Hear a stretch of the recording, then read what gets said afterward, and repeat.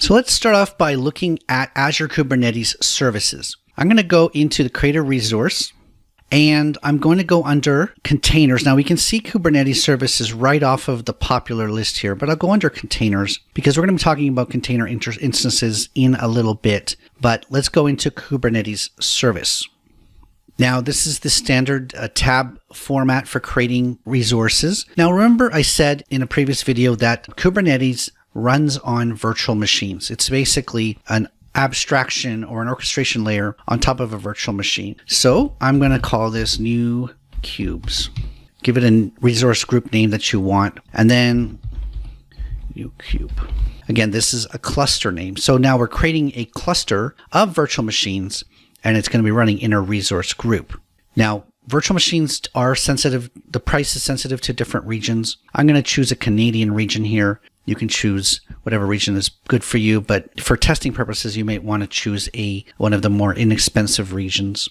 Now, Kubernetes is sort of a standard that Google created and has released, and so it's a standard that gets released pretty regularly. We can see different Kubernetes versions here. So if you're deep into Kubernetes and you use it already, this might be important to you. Obviously, there's a default, which I guess is the production stable version, and then you've got various alpha and beta builds that you can test with. I would always choose the default unless you have a reason to. Now, again, very similar to virtual machines, we're going to choose the nodes that it's going to run under. It has selected the DS2 V2 node for me by default.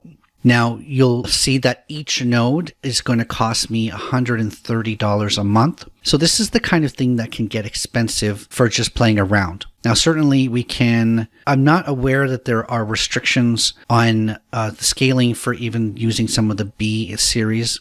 But because we're only going to do this for a couple of hours, we're looking at about $3, $4 a day. So it's about $1 every 6 hours. So if I can shut this down within 6 hours, it's only going to cost me $1 per node. I'm going to leave the default there. Now we do get to choose how many nodes we want to start off with. Now we can start off with as low as 1 node, and we can go up to 100. Now, my account, and I'm sure many people have limits on the nodes that we can create. I do this on purpose because I don't want to create a 100 node server and just forget about it. And so I've asked Microsoft to set my node count.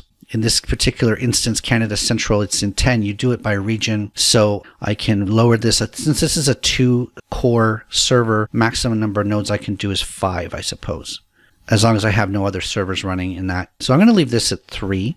And now the nodes are basically the underlying hardware. The concept of node pools is effectively you can run several containers in a single node pool. And so you have a minimum of 1 node pool and you assign resources to that. You can create multiple node pools and have your containers running in each.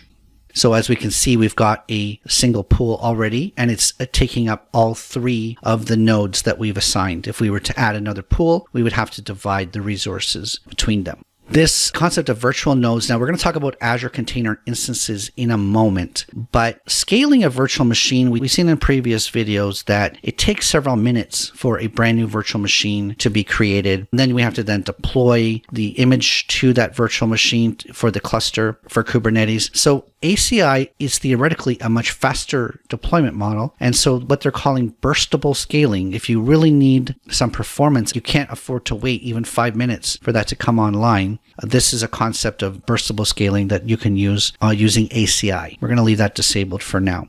Now, as we can see, we do have the option of using scale sets, and this is enabled by default, or whether we just want some independent virtual machines, and then we would be able to enable some of the auto scaling features without scale sets. So we'll leave that enabled.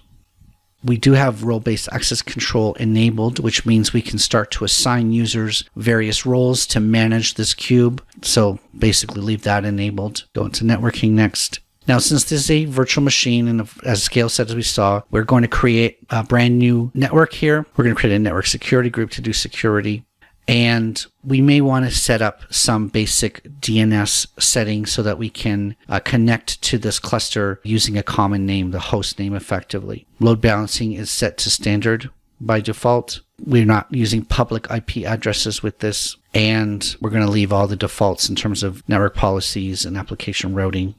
We do want to turn on monitoring. We'll talk about monitoring in a bit, but we do want to get data out of the containers and into Azure so that we can use the Azure tools like Azure Monitor to manage and monitor performance. Otherwise, we could use the Cube dashboard to monitor, but we want to get that data out as well. We'll leave tags alone. And finally, we can click review. So by clicking review, it's going to do some validation right now, but we're creating a 3-node cluster. Scroll down here. We're creating a 3-node cluster, and it's the DS2 V2 type, so that's going to be a 6 CPU configuration. And when we click create, it's going to go off and create our first Kubernetes cluster. So I'm going to do that. That's going to take a little while, and when we come back, we're going to have a running Kubernetes cluster.